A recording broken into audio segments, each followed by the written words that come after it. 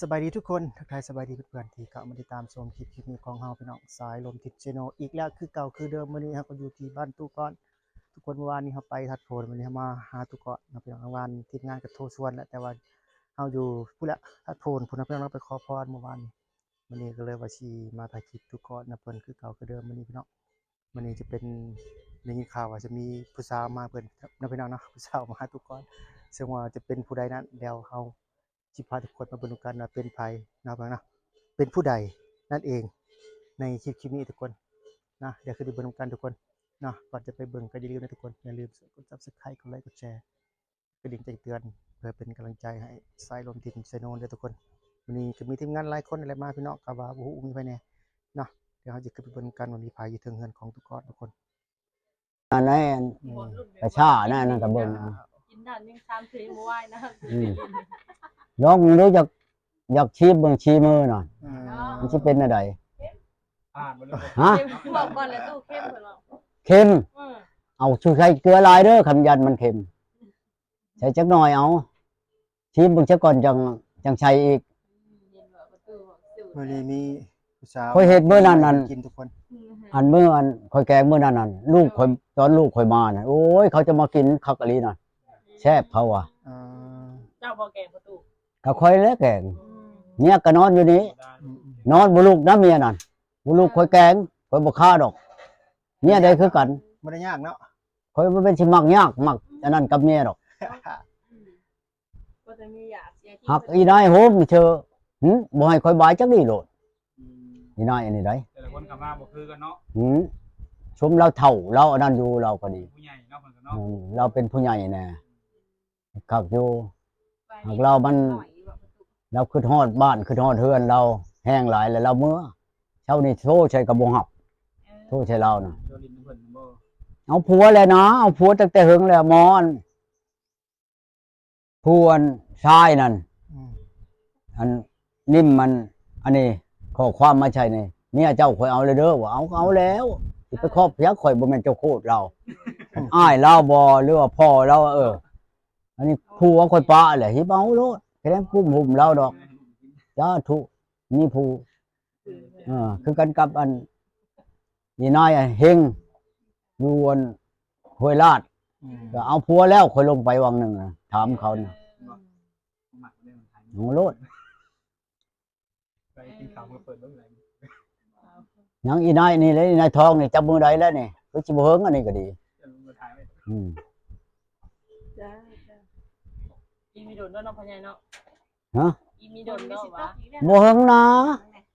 ของหาผัวอยู่นั่น อืม กันมันบ่อน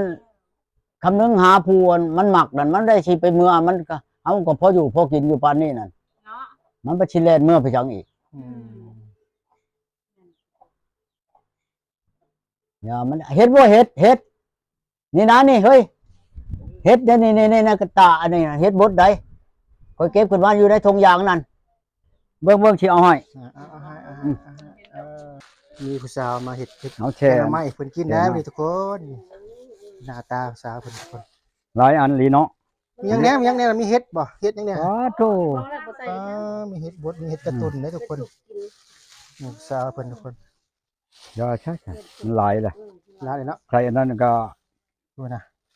ลายแนวเลย อันเนี่ยนางน่ะคือสิตายไปแล้วเด้ทงเนี่ยนางยาแล้วได้มาเลย ไม่หยัง เนี่ยนาง อย่านางโอ้ ประตูปลูกบ่ บ่แล้วเขามาให้แต่พวกแต่บ้านนั้นน้องกระลองคุณหมอนั่นเอามาให้ ก็จะได้ เด้อน่ะได้เด้อเขา น ได้ อน โอ้ผู้ น้อ เก่ ง งมี เอา ทุก มา คน ให้ นี่ทุกคนเห็นไว้ เช้านี่ให้มาลงมาก็ ให้ลอง มันก็ยาก ใส่ เป็นยากหัว โอ้ มันไก่เนี่ยเชียวเป็นป้าน้ำมัน ฝีมือทุกก้อนนะทุกคน อันนี้มันไก่ นี่โอ้เอื้อย ยากตัวเองก็ดี มา โอ้ย แกงมาให้ รำคาญ ทุกก้อน อันนี้หรอ กินได้มีนะ อืม เป็นไงมื้อนี้เอ้ยโอ้โชว์ฝีมือขนาดเนาะ สิให้อันนั้นนะ คุณนะ ไปรถเฮายังอยู่หน้าพ่อใหญ่อยู่เฮาก็มาฮอดนี่ อืม ก็จะไปเบิ่งกันนะ สิเบิ่งเลย เดี๋ยวเอาไว้นะเ เดี๋ยวเอาไว้แล้ว กำลังใส่สมาธิอยู่นั่นนี่นะ ซ้อมเฮ็ดซ้อมมันอันนั้นอยู่ในทุกคน เดี๋ยวไอ้หัวนะมาเห็น ป้า บ่ธรรมดาเด็กๆเฮา เห็นแล้วอ่ะคนเกิดมาก่อนก็เห็นแล้ว อ่าๆเมื่อวานก็มาเบื่อวานนี่ มา คือเห็นคลิปเนาะเฮาก็บ่ได้มีโอกาสมาคิดว่า เหมาะ สนุกโทรอยู่ว่าไปถาดโพนวานก็เลยบ่ได้มาดินน้ำ มากับสนุก เออ มากับสนุกว่า โอ้มาเฮ็ดแกงหน่อไม้ให้เพิ่นเนาะ แม่ สู้ฝีมือขนาดบ่ มาก่อนนี่ก็นั่นแหละ ฮะ มาตะกี้พวกแก จักเทื่อละมันจักเทื่อละ ไปมาหลายเทื่อแล้ว โอ้หลายเทื่อเนาะ มาหลายเทื่อแล้วมากินปลากินหยังตะกี้ก็ เฮาก็ได้มาแต่คลิปเขาสนุกไปแล้วไปโดนดับ วันนี้ก็มีโอกาสดี บ่ไมแต่ว่าเพิ่นเอาเมียนี่แหละ อืมนี่เป็นไรเอ้ยเป็นไรเขาใส่แล้วแกงหน่อไม้นะ โอ้ ใกล้แล้ววะใกล้แล้ววะ เป็นอะไรชิมเลย เบิ่งก็มันจืดบ่ได้ยังวะ ไม่มาทำแกงมาค่ะ ยังอยู่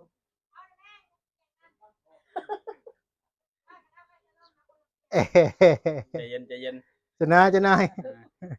เราจะเอาบ่ ยังต้มหน่อไม้อยู่บ่ยังต้มหน่อไม้อยู่เนาะ ต้มหรือไม่ ครับปะ ยังเปลี่ยนมาถาม เป็นยังต้มหน่อไม้อยู่ทุกคนยังบ่ทันได้ว่าอันนั้นเนาะ พูดแล้วตีเกลือประเด็ดงอยมองไหนจุดใดจุดใดเนี่ยมาอยู่ได้เลยป่ะเนี่ย อยู่ได้เลยวะได้ได้โอ้ฝีมือผมธรรมดาได้ทุกคนเรื่อยเฮา บริห้อนแล้วว่ามันมาอยู่นี่ต้องให้ประตูคนติดพัดลมเสร็จแล้วตัวนั้นเนาะ ได้ เวลาเห็ดกินเลย เฮ็ดอยู่เฮ็ดกินนี่แหละว่า ลมปิ่นอย่างเนาะ เฮือนครัวก็ต้องมีพัดลมบ่เลยนะ มันห้อนเด้ คนโทษเนาะ ต้องให้ประตูเห็นให้พิเศษนะจะได้อยู่แบบนี้อยู่กินอะไรกันอยู่กันโดนหนังมีบ่อย่างนี้ นี่แล้วเรียบร้อย มี เต บ่อย รียม เนาะ เครื่องเรียบร้อยขาดตะแกรง มูยังขาดบ่มาเนี่ย ครบสุด เรียบร้อย ครบสุดมันบ่ เบิดเลย เต็มเลยพี่น้องเฮือนเทิง ตั้งแต่รู้จักกับประตูก่อนมาเนี่ยมาเห็ดกินจะเกลือเลย สองเดือนนี่เนาะ ช่องเทนี่บ่ชุก่อนนี่ยังชุก่อนนะ มาแกงต้มปลา ต้มปลาโอ้ตอนมีแกงมาไหมรอบหน้าจะได้นึ่งเข่าอยู่รอบหน้า ข้าวพร้อม ไถนาพร้อมจังเลย จำหน้า เดินมาดันหน้าใส่กันแท้แบบนั้นนี่ มาดำนาว่ะ ว่า หน้าเอ้ยก็มีที่นอนอยู่บ้านเนาะ เด็กเซ็ตบ่เนาะ โอ้ประเด็กตุกกอน แกงน้องใหม่สำคัญอยู่ทีจะได้สำคัญที่สุดเป็น ประ สุ เด็ ด ก นี้ เซ็ต งอใส่น้ำปลาแดกบ่ ประเด็กเซ็ตประเซ็ต หลักๆก็จะใส่ปลาแดกอย่างหลัก เปิดประเด็กคนนั้นบ่ประเด็กคนนั้นมัน ๆในเดียวกันบ่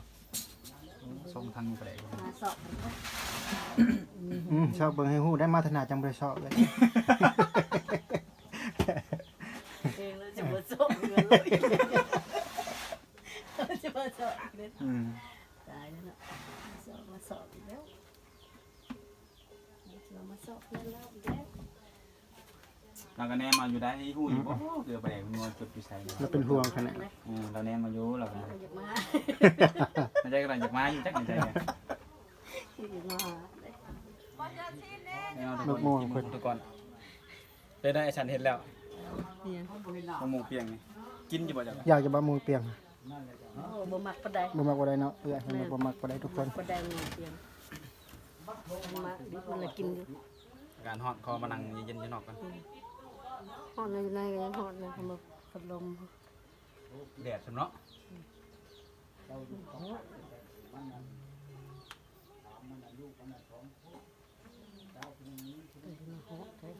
คนที่ตกเลย แม่นขึ้นกับตกคือว่ามันเอาเนาะบ่สิลัดเนาะ แม่เอา คือ แห้ง บ่สิลัดน้องทีมงานคือเก่า นี่แดดแล้วก่อน แดดเดิมสองเลยทุกคนเลย แต่เดินส่งได้บ้าน นี่แกงน้ำมันยังแซ่บกินมันฮ้อน คนก็ฮ้อนแกงก็ฮ้อนข้าวฮ้อนแห้งแซ่บ จะมุงเขา โอ้ย ทุ ทุ ก ก เอาเมื่อยฉันเนาะ จะว่าไปอันคนทุกข์ได้แข็งชวันนี่คือสิเป็นไปโฮมมันหันเบิ่งปรากฏการณ์นะมันคอนอยู่ในอีนายท้องนี่เบิดความทุกข์นั่นเห็นเบิดแล้วคันว่าเฮือนก็ เป็นจบเจือเนี่ยแต่ละเมียข่อยไปเอานี่ยังว่าใครๆอยู่เพื่อนอยู่ผู้เดียวก็ดีคืออีอันอยู่อันชะมวยอีนั่นไปอันนั้นก็อยู่กับลูกนะก็ยังใครๆแน่อันนี้โอ้ยไม่ใช่จักชิแมันถูกชำใดจังคือว่าในแขวงชวานี่ที่มันไปโฮมมันผู้เดียวหั่นความถูกข์บ้านนั้นมาอยู่น้ำเฮาชำนี่ยังบ่อยู่เอาโอ้ยหิไป นั่นเนาะ บ่ได้ยันมันลื่นจักดีเลยแหละเฮาดึงขึ้นแต่โศกแต่หิววิตถูกข์วิตยากวิตอึดวิตอยากชำนี้แหละยังบ่พอใจที่มีเพียงปัดถามมันความมันอยากเมื่อมันบ่มีเพียงบ่จะให้อันผัวลิ้นชังคุมเบิดเท่านั้นโอ้ว้าว เป็นไปบ่ได้เด้ ความชั่วความอันมันแล้วแม่พ่อแม่นั่นอันเจ้าโคตรนั่นว่าเฮานี่เป็นผู้เว้าบัดผู้ใดเป็นผู้เว้ากระตัวหัวกะลานหลานชาวมานั่นบัดสิไปเว้าในใดว่าเฮานี่เว้าเอาโก้ยเว้าฮอดเฮ็ดแน่นั่นเฮ็ดแน่นี่ชูคนพังเคยบ่ทันมายิงเว้าประจานหน้าตัวเองน่ะเฮาบ่เคยเห็น เมียดูก่อนหันบ่ไปเราให้ทางแม่เฒ่าฟังค่ะ เอากับเมียไผกับเมียผู้อื่นคอยบ่สิเว้าบ่เว้าว่าเขาบ่ใหม่หัวเว้าเนี่ยบ่เว้า เออเนาะ เก็บเกี่ยวแล้วก็รถไถก็มีเอาเมื่อแก่เมื่อกิน แม่แน่นอน เขาบอกข้างในเลยยังบ่พอใจอยู่โอ้ก็หิไป เนาะ อีลาเอ้ยเออเพิ่นบ่ชินั่นเพียงอีกมาเฮ็ดแล้วบ่ได้จ้างในวานมาเข้าปีนึง300ไป เอา กุ้มถึงไม่เท่าผู้นานี่คันว่าเว้าอันนั้นลีน่ะ เนาะ หากมันบ่พอใจอยากอยู่นำหิไปหิบโลดบักอันตีบแขวร้อนเอาน่ะอันนั้นพอดีกันกับมันน่ะแขวหักนั่น มักแบบนั้น มันบ่ตีถึงปากไม่เท่านั่นพอดี ไปได้บ่ได้ไปได้รู้สึกได้มีผู้สาวมาแกล้งหน่อไม้ให้กินรู้สึกไปได้ดีใจอยู่ โอ้ยบ่แม่นผู้ชาวดอก แม่น คนลื่นเคยกันนี่เว้าผู้แชผู้ชาวเราให้ข่อยบ่มีเวียกหั่นเจ้าสิไปเว้าในนั้น เราบ่ให้ติไว้ โอ้เราก็ให้แหละผู้บ่าวเราก็อยู่พุ่น จะไปได้บ่บอกผู้ชาย คันเรามีผู้บ่าวเรามาหาจะดอกไว้ครับไป แม่นแหละประตูย่านผู้บ่าว เราบ่มีดอกแต่เรามีเราสิมาหาเจ้า เราก็หาเอาบ่มันสิมีความสุขพุ่นแหละเฮ้ยไปว่าผู้ชาวผู้หยังโอ้ยเราให้บ่มีเวียก เราบ่หายเราแฮง จักหน่อยเราสิบ่มาใกล้ข่อยนั่น เราเว้ากับนั่นอยู่แล้วจังมีใจแล้วเราจังมาเราเว้าก็ได้แววๆออกมาดอก โดย เป็นในแป้งแล้วบ่ไฟน่ะได้บ่ล่ะบ่ ยังหรือยังตารางในเฮือนนี่ก็ยังบ่ทันแล้วเบิดทุกอันดอกเฮ็ดไปแต่ละมื้อนี่แหละจนมันแล้วพุ่นแล้วเบิดดอกไผ่แล้วยังบ่พอครับนี่ดอกไผ่ยัง2ดอกแต่ว่าพังมันตอนแรงนี่สิเขาไปชื่อดอกไผ่น้ำเวียดนี่อีกก็หั่นดิก็ขาดอันอยู่ในเฮือนนี่ดอกนี่ก็ขาดนี่เฮือนครัวก็ขาดนี่ยังแต่ดอกนี่อยู่ในเฮือนนี่ดอกนี้ก็ใต้ไผ่ก็อันนั้นไปยังจำยังครึ่งหนึงนะยังแต่ขาหันลงไปถึงโอ้ยไม่ใช่เอาคักเอาแน่ดีดอกเบิดเงิน2-3 แสนแล้วยังบ่อันนั้นยังบ่พออยู่เดี๋ยวนี้นะเอาดอกไผ่8 ดอกยังดอกหนึงเบิด7 ดอกเอาคักเอาแน่ดีได้วันนี้ไปชื่อ3วันนี่ยังบ่พออีกวันนี้ยัง2อีกวันนี้ ซื้อมาอีกแล้วเนาะตัวเนาะ หืม ซื้อให้พ่อได้ว่ะเนาะ แต่มันพอแหละยังคอกงัวนี่ดอกหนึงอันห้องน้ำดอกหนึงนี่แต่ยังเฮือนต่ำพุ่นอีกใครมันบัดลูกม่านไทนานี่เขาก็บ่นอนอยู่ตะเฮือนลุ่มพุ่น มื้อนี้ก็เฮามีโอกาสดีเด้อทุกคนมาลินน้ำตุกอดลินอยู่บ้านตุกอดคือเก่าพี่น้องไปเที่ยงนาเพิ่น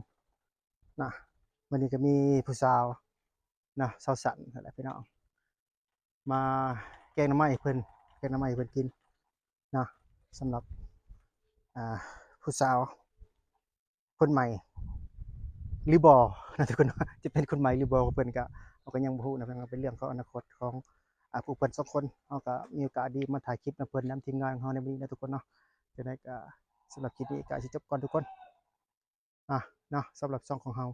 สายลมทีมเชโนเนาะพี่น้องคลิปนี้มื้อหน้าจังพบกันใหม่พี่น้อง บ๊ายบายสบายดี